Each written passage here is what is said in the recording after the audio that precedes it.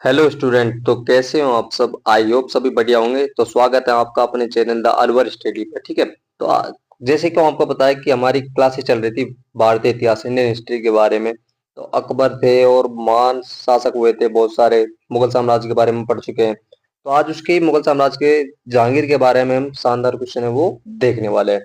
तो पहला क्वेश्चन है वो देखते हैं। जहांगीर का वास्तविक नाम क्या था? जहांगीर था वो, जो उसका वास्तविक नाम क्या था सर? मोहम्मद सलीम। क्या था? मोहम्मद सलीम। आगे देखते हैं। जहांगीर की माता का नाम क्या था? जहांगीर की माता का नाम क्या था? मरियम उज्जमानी। क्या था सर? मरियम उज्जमानी था जो जहांगीर की माता का नाम था। आगे देखते हैं।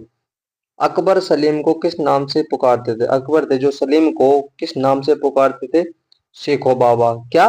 शेखो बाबा नाम से पुकारते थे। अगला क्वेश्चन देखते हैं। जहांगीर के गुरु कौन थे? जहांगीर थे जो उनके गुरु का नाम क्या था? अब्दुल रहीम खान खाना। क्या सर? अब्दुल रहीम खान खाना। आगे देखते हैं। जहांगीर गद्दी पर कब बैठा था? जहांगीर था जो कब बैठा था गद्दी पर? 1605 ईस्वी में बैठा था सर। आगे देखते हैं। जहांगीर का राज्याभिषेक किस नाम से आगरा में हुआ था? जहांगीर का राज्याभिषेक हो रहा था उस टाइम पे, कहाँ पे हुआ सर? आगरा में हुआ। तो किस नाम से उनका राज्याभिषेक हुआ? नूरदीन मोहम्मद जहांगीर बादशाह गाजी। देख लो इतने बड़े नाम से क्या हुआ उसका राज्याभिषेक हो रहा था उस टाइम। उसका नाम क्या था? ये था। अगला क्वेश्चन देखते हैं। जहांगीर का कौन सा प्रथम आदेश कर वसूली पर प्रतिबंध था? कर मतलब टैक्स। तो जहांगीर का जो प्रथम आदेश था वो कौन से टैक्स पर क्या था? प्रतिबंधित था, बैन था। तमकी नामक पर। कौन से? तमकी नामक एक कर होता था उस टाइम पे जहांगीर के शासनकाल में। तो उस पर क्या लगा दिया सर? प्रतिबंध लगा दिया। आगे देखते हैं। जहांगीर ने अपना पांचवा आदेश किस चीज पर प्रतिबंध किया? शराब एवं अन्य मादक पदार्थों पर प्रतिबंध लगा दिया था। आगे देखते हैं। सप्ताह में गुरुवार एवं रविवार के दिन किस पर प्रतिबंध था? तो सप्ताह में गुरुवार और रविवार के दिन किस चीज पर प्रतिबंध था सर? पशु हत्या पर। पशु हत्या पर प्रतिबंध था। आगे देखते हैं। जहांगीर का सबसे बड़ा पुत्र कौन था? जहांगीर के 5 पुत्र हुए थे। तो जहांगीर के सबसे बड़े पुत्र का नाम क्या था? खुसरो। क्या था सर? खुसरो। एक आगे देखते हैं। जहांगीर और विद्रोही शाहजहां खुसरो के बीच कौन सी लड़ाई हुई? जहांगीर और विद्रोही जो शाहजहां खुसरो था उसके बीच में कौन सी लड़ाई हुई? वो हुई सर भैरोवाल युद्ध की। कौन सा? भैरोवाल युद्ध हुआ था उन दोनों के बीच में हुआ था। आगे देखते हैं। खुसरो की हत्या किसने करवाई? तो खुसरो की हत्या थी वो किसने करवाई सर? शाहजहां ने करवाई। किसने करवाई सर? शाहजहां ने करवाई थी। आगे देखते हैं। सम्राट जहांगीर एवं राणा अमर सिंह के बीच जो संधि हुई थी वो कब हुई थी? सम्राट जहांगीर एवं राणा अमर सिंह के बीच में तो वो 1615 में संधि हुई थी सर। आगे देखते हैं।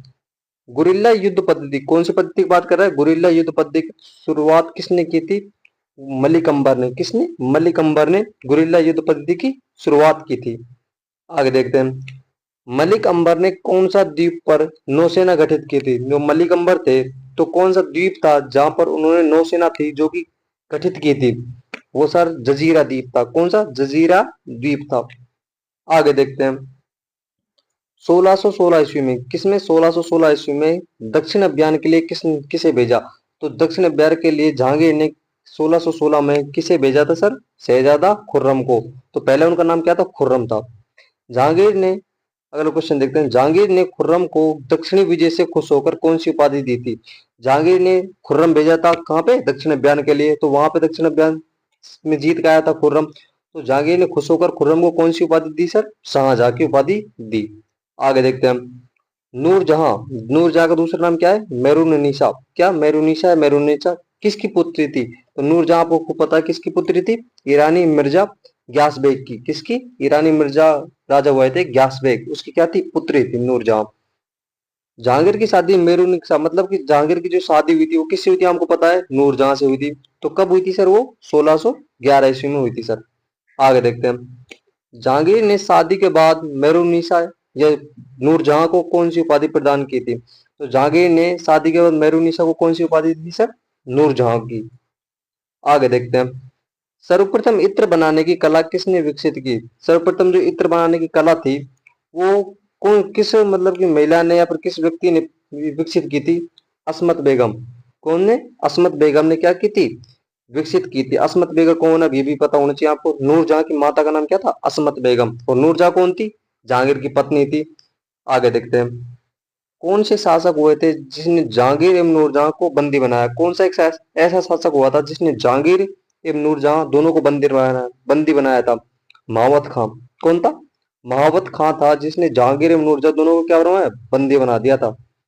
आगे देखते हैं, जहांगीर की मृत्यु कब हुई थी? जहांगीर की मृत्यु थी वो कब हुई थी सर? 1627 ईस्वी में। और कौन सी जगह पर हुई थी? भीमवार। कब हुई? 1627 ईस्वी में। कौन सी जगह पर हुई? भीमवार में। आगे देखते हैं, जहांगीर को कहां पर दफनाया गया था? तो जहांगीर को कहां पर दफनाया गया था सर? शाहदरा। शाहदरा कहां पर है? लाहौर में। और कौन सी नदी के तट पर, या फिर कौन सी नदी के किनारे पर? रावी नदी। आगे देखते हैं, जहांगीर के कितने पुत्र थे? बिल्कुल आपको बताया मैंने, 5 पुत्र थे। सबसे बड़े पुत्र का नाम क्या था? खुसरो था। आगे देखते हैं, मुगल चित्रकला अपने चरमोत्कर्ष मतलब कि अपने हाईएस्ट पीक पर किस काल में पहुंची? तो मुगल चित्रकला अपने हाईएस्ट पीक चरमोत्कर्ष पर किस काल में पहुंची सर? जहांगीर के शासनकाल में। आगे देखते हैं, इकबालनामा। कौन सा? इकबालनामा ए जहांगीरी। क्या पूरी बुक का नाम देखो, इकबालनामा ए जहांगीरी किसने लिखी? तो इसमें सीधी बात है, जहांगीर के बारे में होगा उसके वर्णन। तो जहांगीर किसने लिखी थी सर ये? मोतमिद खान ने। किसने? मोतमिद खान ने लिखी थी इकबालनामा ए जहांगीरी नामक पुस्तक। आगे देख रहे हैं, जहांगीर का मकबरा किसने बनवाया? तो जहांगीर का जो मकबरा था वो किसने बनवाया? तो उसकी सरपत्नी हुई थी नूरजहां, तो उसने बनवाया था। आगे देखते हैं, फतेहपुर सीकरी में स्थित लाल पत्थर से निर्मित शेख सलीम चिश्ती के मकबरे का किसने संगमरमर करवाया? मतलब जो फतेहपुर सीकरी में शेख सलीम चिश्ती का जो मकबरा था वो पहले किस पेंट से था? रेड कलर से था, लाल कलर से था। तो उसके बाद में संगमरमर से किसने बनवाया सर? वो जहांगीर ने बनवाया था सर। आगे देखते हैं, जो चित्रकला के शत्रु हैं मैं उनका शत्रु हूं, ऐसा किस मुगल शासक ने कहा था? जो चित्रकला को शत्रु मानते हैं या फिर उनका सम्मान नहीं करते तो मैं उनका क्या हूँ? शत्रु हूं। ऐसा किस शासक ने कहा था सर? जहांगीर शासक ने कहा था। आगे देखते हैं, ईस्ट इंडिया कंपनी ने जहांगीर के दरबार में सबसे पहले किसको भेजा था? तो ईस्ट इंडिया कंपनी थी जो बाहर की, तो उसने सबसे पहले जो जहांगीर के दरबार में किस व्यक्ति को भेजा था? तो वो भेजा था सर कैप्टन हॉकिंस को। और एक और याद रखना, जब जहांगीर के पास कैप्टन हॉकिंस आया था तो कैप्टन हॉकिंस को कौन सी उपाधि दी थी सर इसने? खान की। किसकी उपाधि दी सर? खान की उपाधि थी, जो कैप्टन हॉकिंस को दी किसने दी? जहांगीर ने। आगे देखते हैं, किस मुगल शासक का मकबरा भारत में नहीं? कौन सा एक मुगल शासक ऐसा हुआ था जिसका जो मकबरा है, सबका जो डेड बॉडी का जो वहां पे दफनाया गया था वो मकबरा वो कहाँ पे है? भारत में नहीं है। तो कहाँ पे है सर वो? जहांगीर। जहांगीर ऐसा शासक है जिसका भारत में नहीं है, बाहर है इसका, लाहौर पाकिस्तान।